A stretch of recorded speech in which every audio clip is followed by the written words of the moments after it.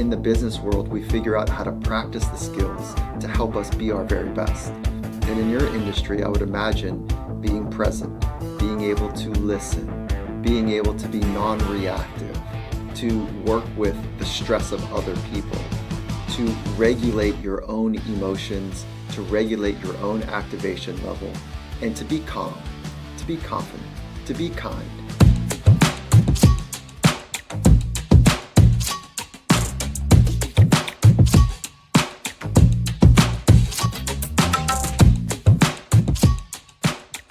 Welcome to the Press One for Nick podcast. My name is Nick Limsdahl. My guest this week is Dr. Michael Gervais. Michael is a world-leading high-performance psychologist and author, renowned for his 20-year career working with top athletes and organizations.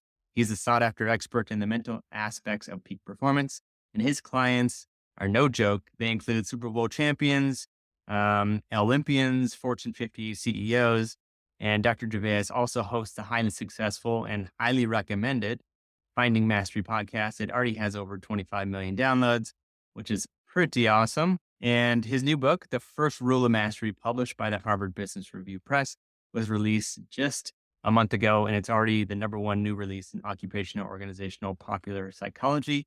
Dr. Gervais also offers an online course called Finding Your Best and co-created the Performance Science Institute at the USC Marshall School of Business. So without this podcast being how awesome you are, welcome to the Press One for Nick podcast. Oh, I'm stoked to be here with you, Nick. Thank you for the kind introduction. Yeah, you bet. So let's talk about, I had the opportunity to kind of read your book and, it's awesome. And we could spend another day and a half kind of digging into it. But I picked a handful of questions that I think are, will catch the eye or catch the ear of my listener. And, the first thing I want to start off is this acronym FOPO, or fear of others people's opinions. So maybe do a quick intro what that is and the impact it has on personal growth and well-being. Awesome. So the title of the book is The First Rule of Mastery, and the subtitle is Stop Worrying About People's Thoughts, or Stop Worrying About What People Think of You. And I'll tell you how this came to be, and then I'll define FOPO for you. Yeah. Is that I wrote an article on HBR a couple of years ago, and they called me 12 months after, and they said, hey, that article you wrote, it was the #1 downloaded article for 12 months in a row. And so it touched a nerve. And what it touched a nerve on was this idea of FOPO, fear of people's opinions. And so essentially, we are social animals. It's normal to care what other people think of us. FOPO moves beyond caring to an unproductive obsession, an unproductive worrying. It's a preemptive process to gain approval or avoid rejection, and it consumes a huge amount of our internal resources. It's like having a bunch of files open on your desktop. That's what FOPO is, a preemptive process to gain approval or avoid rejection in the eyes of others. So maybe take another step back. We're just going to keep going backwards. But did you struggle with that in the past, or what made you want to write about it when it came to that article? Yeah. So when I was 16 years old, it was the first moment that I realized that I cared a lot about what people thought of me. And it's normal for a teenager to have those types of feelings. And I didn't like it. I was embarrassed that I was shape shifting to be liked by other people. And that is part of our job at that age, is to figure out who we are and to be that person to our best ability. But to figure out who we are, we're trying to figure out, am I rock and roll? Am I punk rock? Am I country? What's my thing? And I was so embarrassed about it. I didn't talk about it. And then as I started following my career path, eventually as a licensed psychologist with a specialization in sport and high performance, and I'm sitting with some of the world's best, they too had it, and they didn't really talk about it. And the way it shows up for them is, I just don't want to let people down.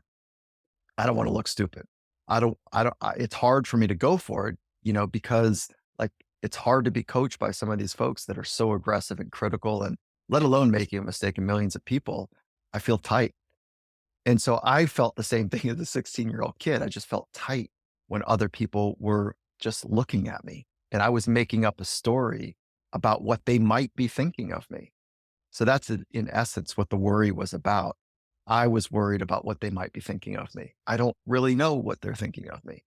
And again, come to find out, so many of the world's best that I've spent time with have wrestled and are wrestling with that same thing. And the trifecta, if it hit a nerve on HBR, then I think that, it was worth investigating the science behind it. And so that's how it started. Yeah, it's interesting. If I think of my 4-year-old doesn't have FOPO uh, at the least bit, but the older you get, you start running into this FOPO. What switches in somebody's mind where they need to start, where they start flexing on that nerve, and what should they do about it to not do that, to reach that full potential, like you mentioned? Well, what happens is that FOPO, in essence, shapes the choices that we make or we don't make. It's it's the partners that we choose or don't choose. It's the life that we lead that is, at peril here, because the fear of people's opinions gets right down into how we show up in the world and how we either back ourselves or we're trying to be liked by another person. So your question is like, how do we work with it? It starts with awareness. And once you become aware, it's a little annoying because it's a bit like it is the air that we breathe, the water that we're swimming in. It is so foundation and fundamental to survival that, and I'll explain the biology in a minute, that um, it's just the fabric of how social animals work. And we are social animals. We're social beings.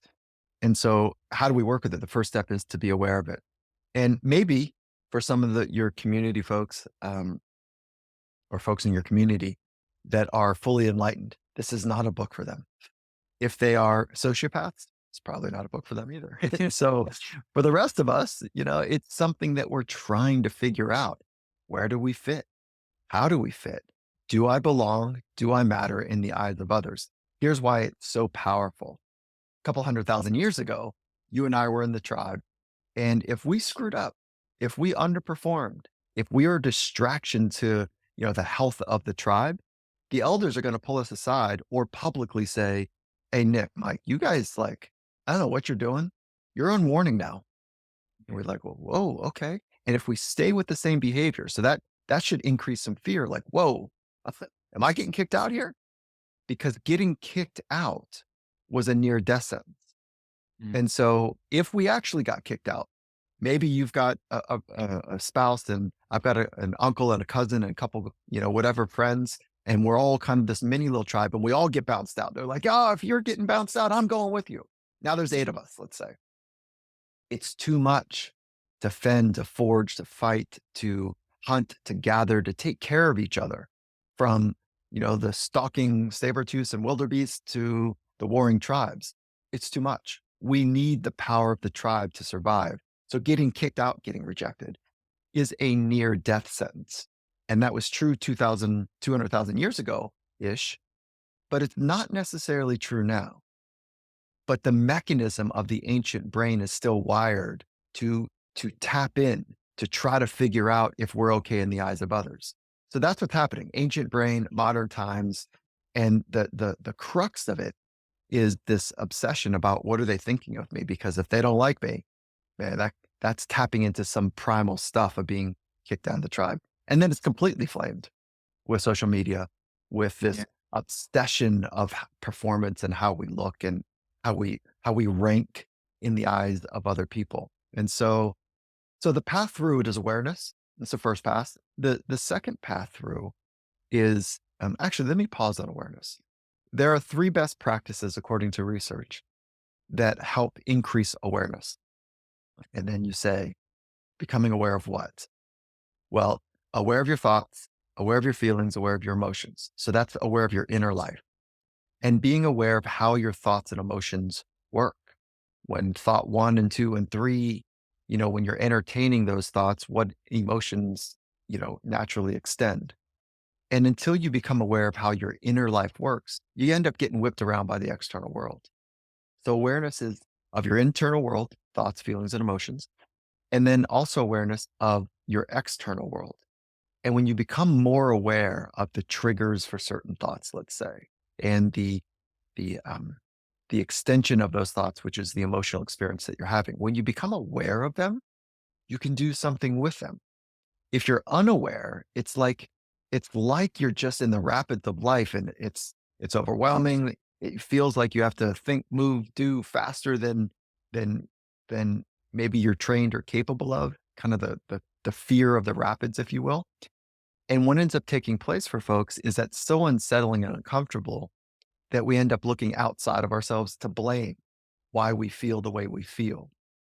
So we look out at other people, say, well, if you'd only have your shit together, and if this person wasn't so rude to me, and if that person wasn't so cold, or like if somebody would just pick up my call, or whatever it is, we look outside of ourselves for the unsettledness that happens within. And so I'm just highlighting the importance of working from the inside out, of increasing your awareness. And there's 3 practices to increase it. Mindfulness. Been around 2,600 years, and modern research on it is compelling. Happy to talk about the research, but mindfulness is a best practice. Journaling helps you become more aware of your inner life. And thirdly, conversations with people of wisdom. So the first order of business is like, is this a thing for you? Second is increase your sense of awareness. And then third is to examine this thing of a performance-based identity. Do you have an identity that is wrapped in how well you do what you do? And if you're not sure how to answer that question, how do you fare when you have the opportunity to go and do public speaking? Is it nerve-wracking? Is it overwhelming? Is it a fear? Or is it something that you really are honored to be able to have that experience? You feel very grounded. There's an eloquence in how you share your ideas because you've been given the opportunity to have that forum to share the way that you see the world or the way you understand something. So those are miles apart, that grounded, grateful opportunity, as opposed to, man, the anxiety that comes with walking up those 4 steps to be in a public forum. There's a reason for most people that public speaking or being in the spotlight is so overwhelming. It is not because, in row 16, there's somebody with a machete or a sniper or a handgun that is just waiting for you to make a mistake. That's not how this works. The most dangerous thing in audiences is their thoughts. Yeah. What do they think of me? Are they going to kick me out, or are they going to love me? And if we're playing life according to the approval from others, we end up living life on their terms, not our own. So as much as this is a science-based approach of like, why do we worry so much about other people's opinions? There are very practical tools in the book about how to free yourself from it and still be a good contributor to society. Last point here, Nick, is that the subtitle of the book is not Stop Caring About What People Think. The subtitle is Stop Worrying. And that's something that is a constrictor to what you are really capable of in this life. So it's the action from the realization or the unpredictability of what other people think of you, potentially, right? Like Yes. it, Yeah. yeah. Yeah. 100%. And when you say that, do you mean, I'm not sure if they're going to accept me or reject me. So I need to ramp up the attending to being favorable in their eyes. Is that how you're thinking about it?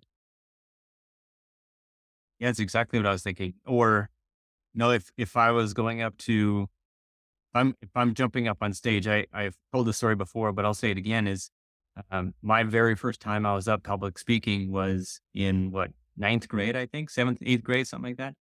And I was so nervous so nervous for what? And I think it was the mindset shift that I have to do this instead of I get to. It's not an opportunity. It's not an excitement. It's not, I get to share what I know. It's I'm freaking out and my palms are sweaty, my ears are red. And I get up there and I try to say one word and I burped and farted at the same time. So it was the worst thing that could ever. Oh my God, that is hilarious. Yeah. So it was beyond embarrassing. And I promise never to be in front of a video or in front of public speaking at all. And look where we're at today. So, I think the one thing I wanted to ask you, I think there's a lot around journaling and mindfulness, which I wish we had time for, but if somebody's getting up to the plate or it's the fourth quarter in the red zone and they know that the quarterback, it's up to them to make that official play or the wide receiver to catch that play, or for that matter, taking those 4 steps. What are the things that you tell uh, your your students or your clients to do in those moments to have that peace? And maybe it is that acknowledging, but I'd love to hear that. Well, so we'll step back one level to frame it. And the framing is that the best in the world, fill in the blanks, could be sport, arts, business, it could be anything, right? Like, but those that are either the best or are pursuing being their very best, there are very specific skills that all of us can get better at. And if you break it down into 3 main buckets, the main buckets are increasing your craft, the skills of your craft, like the essence of what it is that you do. You can train your body, so your physical carriage, so that it supports you in the thing that you do. And for most of us, we're professional sitters. We sit all day, and if our hips are tight and our mid back kind of has that curve and our shoulders come forward, it's a very expensive body to be in because the hunched over um, posture is a protective posture, and it sends a signal to the brain that maybe there's danger in the world. So you think about a fighter's posture. They're hunched over, their chin is down, their shoulders are slightly forward, and their fists are up. That's like the posture of many of us, except we're typing. So we don't Yes. have fists. We just have our fingers loose on the keyboard. And that sends a signal to the brain that there might be danger in the world. So that keys up an entire like mechanism of like scan the world for danger, recognize that dangers might be looming. And it's very expensive to be in that body. So it's train your craft, train your body. And for professional sitters, it's about like having, good posture basically. And then you can train your mind. So the best in the world, go back to your sport analogy, they train all 3 prior to the event, prior to being tested, prior to quote unquote that moment that you're talking about, the red zone or being over the plate. And then when you're on the plate, your job is to trust. That's the essence of it. Trust that you'll figure out, however this is going to go, you'll figure out the next step. Whether it's a abject failure or it's a wonderful success, you'll figure either of those out. And so the essence is to get to a place of trust. Now, how do you trust yourself? That's a different question. And so what I'm doing in the moment, I'm sorry, when athletes are in those moments, is I'm reminding them that they have everything they need to figure it out. It's an interesting problem. It's a problem that you're asking to try to solve. It's rare, it's hard. Go figure it out. Like go trust yourself, back yourself. And if you feel like you're too keyed up, breathe. And if you feel like you're doubting yourself, go back to that productive, positive, quote unquote, self talk. So self talk and breathing are the 2 main mechanisms to navigate high stress. But that's just like the sprinkles on top. It's all the work of mental training that they do prior to that gives them the ability to use those tools. Mental imagery, meditation, journaling, conversations with people of wisdom, like psychologists or sports psychologists, um, self talk, and. The when the moment's happening, trust yourself, go get free, have fun. I'm basically nodding my head like you got it in you, but they're relying on their entire body of work, and that however it goes, they'll figure that out too. Yeah, the one thing I like about that too is that they've trained so hard to get to where they're at, regardless if it's professional or a professional baseball player, NFL player, hockey player, or a keynote speaker. They've trained to take the steps that they are to get to the moment that they're in today. And That's right. um, Mhm. Yeah, don't and that's what's different about business and sport is like how do we train for business? exactly. Sport, it's very concrete. Matter of fact, um, at amateur sport, there's like one coach for say 8 athletes. In elite sport, it's kind of like one coach for 3 athletes. Yeah. And I want to pull on this for a minute because it is really important that in the business world, we figure out how to practice the skills to help us be our very best. And in your industry, I would imagine being present, being able to listen, being able to be non-reactive, to work with the stress of other people, to regulate your own emotions, to regulate your own activation level, and to be calm, to be confident, to be kind. All of those are trainable skills. Kindness is trainable. Arousal regulation is trainable. Emotional regulation is trainable. Being present is trainable. And so that is something that is like the rite of passage to be your very best, is to invest in that work. The work is not complex. Humans are complex, but the work is not complex. And so I would point to like take a page from where world sport is right now. And they're about 15 years ahead of world business. And if you look at how they organize their life, they invest in training their mind. That's something that we can all do. And so in this book, there are some practices there, um, but but there's other resources as well, of course. Yeah, it's fascinating. What I do appreciate the MLB, there's individual performance coaches, NFL, there is as well. NHL. I think they're spotty, but they are there. You think of like Nathan McKinnon back in 2017 said that he's talking to a sports psychologist. Like 2017, that was the first time I ever heard of it. But if they're talking about it, why shouldn't corporate America be talking to a psychologist as well to remove that self talk, that self doubt, and to perform at their best, that peak performance? And I feel like they are stuck in that whirlwind, those rapids, and they don't know how to get out. And the one question I had was kind of developing resilience. So how can people develop that resilience to external opinions and build that stronger sense of self-worth that isn't dependent on the validation of others? Great question. And some before I answer it, is that some corporates are doing a great job here. And Yeah. one of my most important and most respected clients is Microsoft. And so I've been fortunate to work with Satya Nadella and his senior leadership team. And, they'll call it 60% of their workforce. So it's somewhere around 150,000 of their workforce.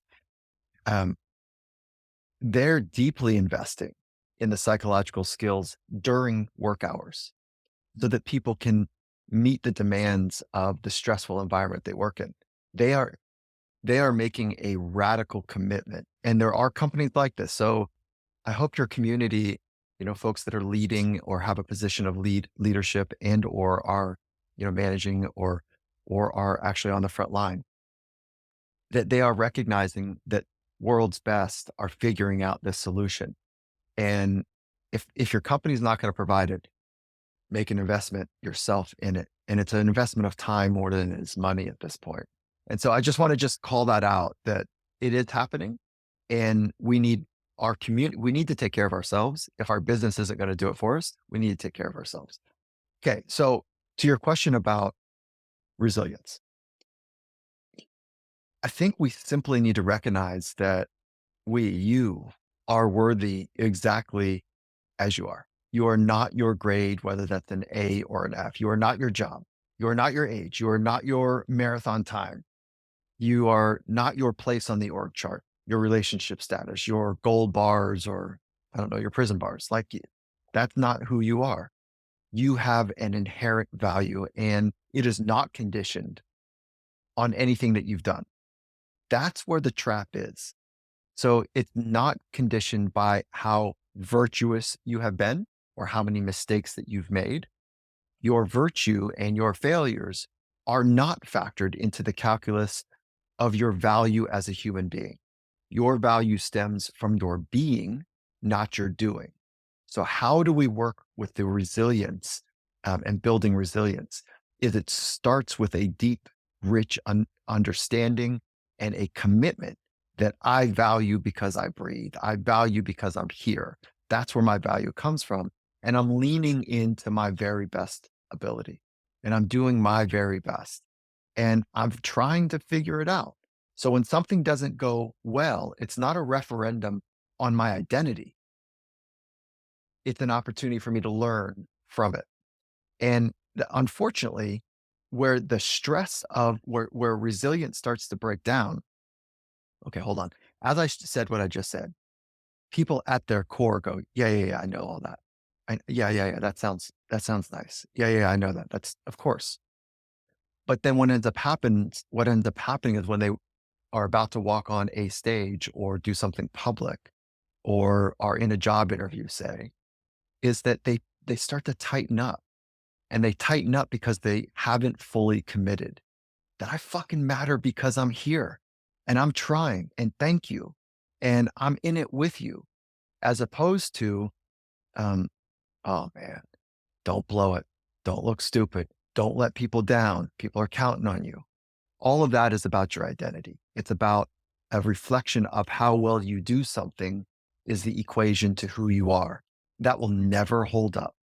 And that is why, whether it's in big sport or business or intimacy in life, in relationships, is that what ends up taking the reason we feel like it's a fight, flight, freeze mechanism that is the origin of that, readiness to attack or readiness to run away is to save your life. Yeah. Why would that show up on stage? Why would that show up? Because your identity is matched and fused with how well you do something. So it feels like your entire identity is at stake. It feels like your sense of self is at risk. That's why the fight, flight, freeze mechanism shows up. That's the only reason it shows up. Because if you are able to do exactly what I just said, that you are not your job, your age, your marathon time, you are not that. You are so much deeper. When you go on stage, you're free. When you really embrace that, and I'll share a wisdom that was passed to me about 20 years ago. Mike, are you a puddle or the ocean? I said, what do you mean? Well, are you more like a puddle or or the ocean? I said, oh, I'm the ocean. Yeah. And my mentor says to me, you act like the puddle. I go, what do you mean? He says, well, something goes wrong and it's like somebody jumped in your puddle, displaced all your water, and it's not that big of a deal, but you act like it's like the end of like everything. So be more like the ocean. Practice being like the ocean because you're acting like you're just the puddle. And that changed me. And that changed me in a way that maybe somebody or, in your community listening, like, how do I become more like the ocean? You can drop anything in the ocean. It's not easily displaced. My friend with two big feet jumps in my puddle and it's like, I'm a mess. I was just gonna say, how do you go about doing that though? Like you're in this puddle, or you think you're the ocean, but you're really the puddle. You're acting like the puddle, even though you want to be the ocean. How do you go about making those steps to transform into that ocean? So all those directional notes that I just talked about, like you are so much more than what you do, that's how you do it. So you spend time getting to the essence and the truth of who you are. And what ends up happening. So one of the ancient practices of meditation is it's a contemplative process, which is you're just basically following the thought stem. And the thought stem. So you sit down, you relax, you do a couple breaths, close your eyes if you feel comfortable, and you're just kind of in that, trying to settle your mind down. And you just follow this thought stem. Who am I? And when I ask you right now, Nick, like, how do you answer that? Who am I? What would you say? Man, I am a guy who has fun serving others. Okay, good. So you go to role, right? Mm. And then so you go, I'm a guy who loves serving others. And then maybe you'll go, who am I? And you're thinking about, I said guy, that's interesting. So identify with being male, huh? Yeah. So what does that mean? Who am I? Male? Mm. Oh, I don't know. So you keep going. Who am I? Well, I'm a son. I'm a father. I am a spouse. I am a, what, wait, I'm more than that. Who am I? I'm a sports psychologist. Wait, keep going. Who am I? And very quickly, you get past role or position in life. You get past presentation and you get to that quiet recess that is left unexamined for many of us. Like, who the fuck am I? Sorry, bleep that out if this is not a mature Yeah. a conversation here, but like, who am I? Who am I really? And so you follow that for, let's say, 10 minutes. And that's your only job, to explore who am I. And each time your mind wanders to all the things that you've got to do, or like your left butt cheek has fallen asleep and you're attending to that, like you just keep refocusing back to the question, who am I? And it is exhaustive. It is real work. And eventually you get to a deep understanding. Like I'm more like the ocean. I don't even know how to describe it, but it is never going to be enough for me to have a label of like what I wear, what I do, what I drive, how good I do anything that I do. That stuff's going to fall really short. So it's a practice. Meditation would be the first one. Mindfulness practice would be the first. And again, conversations with people of wisdom is an accelerant. And of course, journaling, if you like that as a practice as well. Yeah. So let's touch on that kind of round table of trusted advisors of whose opinion you said kind of matter, or of course matter. How do people identify and cultivate such a supportive network in their life to have that round table of peers? So in the book, we talk about, the essence is stop worrying about what people think of you and how to get free from that. And again, I want to say this is not about not caring.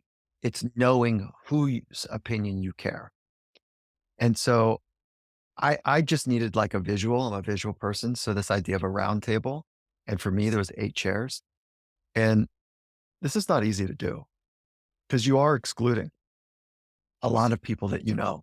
Dr. Robin Dunbar, did some research and he found that just about everybody has about 150 people that there's a relationship where if we were to see each other in Ireland by off chance and each of us have 150 people in our network that would say, Nick, oh my God, like Nick, oh my God, great, wild to see you here. And, and then we would know something about each other and da, da, da. So there's about 150. So I'm saying boil that down to 8. And of the 8, these are the people's opinions that really matter to you. And what is the criteria to get to that table of 8? It can be anything you want it to be, but for me, it's a 2-vectored criteria. The first is they have demonstrated deeply, time under tension, that they care. They care about who I am. They care about my traumas. They care about my vision of who I want to become. They've invested and they care. So when they give a bit of advice or an opinion or weigh in on something, they're giving it in context to my struggles and my ambitions, my dreams and my traumas. So it's not just flippant, you know, intelligent advice or opinion. It's something that's in context. So it's that. So that's the first vector. The second vector is that they have had to have done something in the amphitheater of risk or pressure or stress. So they know what it's like to operate under stressful conditions. Because that's the world that I'm spending my time in. It's the essence of my craft. So it's those 2 vectors, and that's kind of what allows them to be on the in my roundtable. And like there's not everyone has equal value on both. Like that's a little bit of a sliding scale. Some people it's like an 80-20. 80 they've invested in me, but only 20% value of like they know the amphitheater. But they've got some understanding of it. So anyways, those are the 2 ways that I think about it. And I think it's a great intellectual, emotional exercise. And it's a little scary because maybe your closest uncle doesn't make it. Maybe your fill in the blank, you know, person that, you think is supposed to be there, like a parent or somebody like doesn't make it.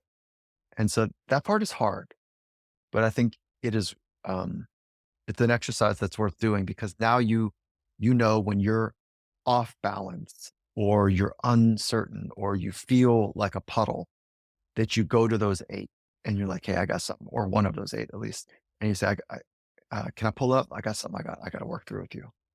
And they also become this um, imaginary counsel because maybe you can't get in touch with them on the spot, but this is borrowed from that idea like WWJD. And it was, do you remember those wristbands that Yep. were around in the 80s? Like, what would Jesus do?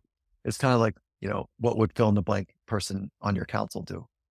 And so it's a fun way to think about it. And certainly you could put Jesus on your council. That's cool.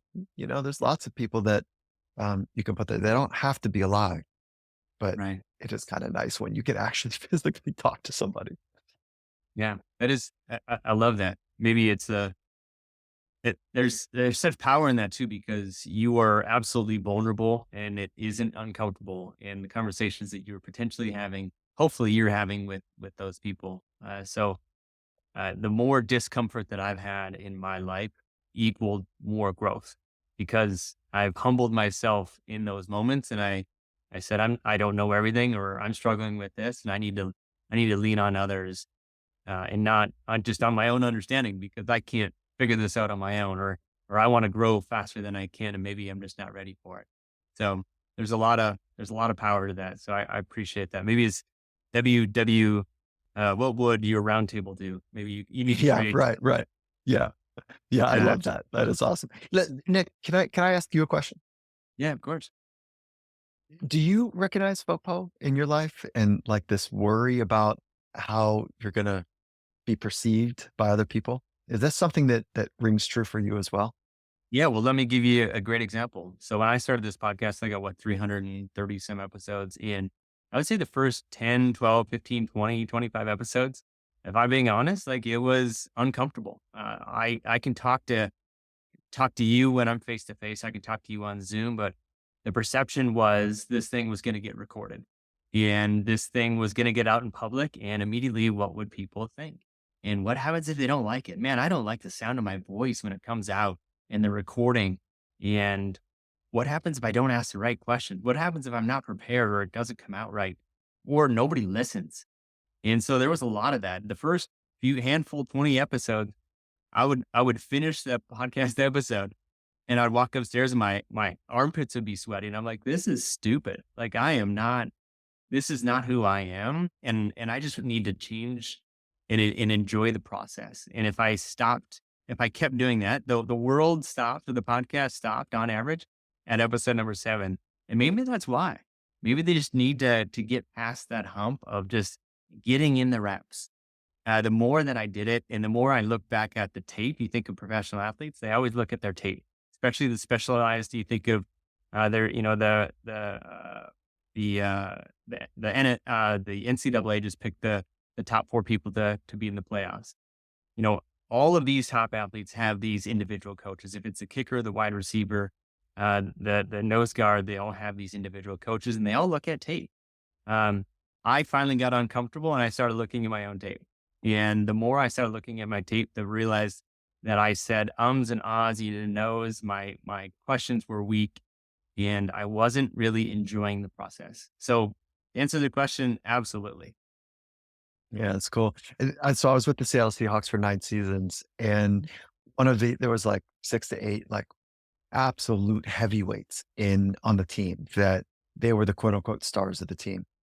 And one of them, it was third year, and it was a hallway conversation, and it was a simple question like, "How you doing?" And he was going through some serious heckling from the community, yeah, from the fan base, because he wasn't performing all that great. And he said, this has really crushed me. And because I'm trying to do my best, and it's just not kind of working out the way that anyone wants it. But phew, I was so frustrated, and I figured something out, Mike, is that um, they love you when you perform well, and they'll turn right away when it doesn't go the way that they want it to go. So the idea that they're fickle is what he was pointing to. They meaning others. And he just kind of paused, and he said, "I'm not listening anymore." And I thought, that's it.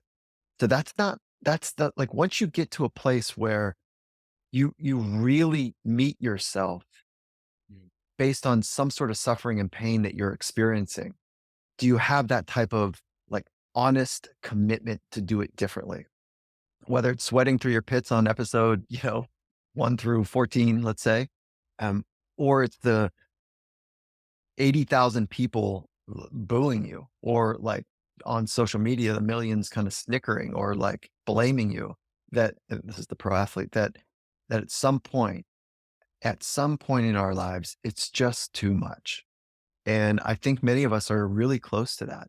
And hopefully that's what this book does. It's like, if you see yourself in worrying too much about what people think of you, there's a whole set of practices on how to work from the inside out, how to be free, how to stand in yourself, you know, and be a great contributor to the whole, to other people's lives. There's some really clean practices to increase that. And so I'm glad that you see it, you feel it too. I don't feel as alone.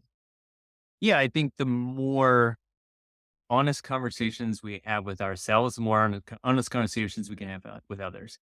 I think the world, if you walk into a grocery store and somebody says, "Hey, Michael, how are you?"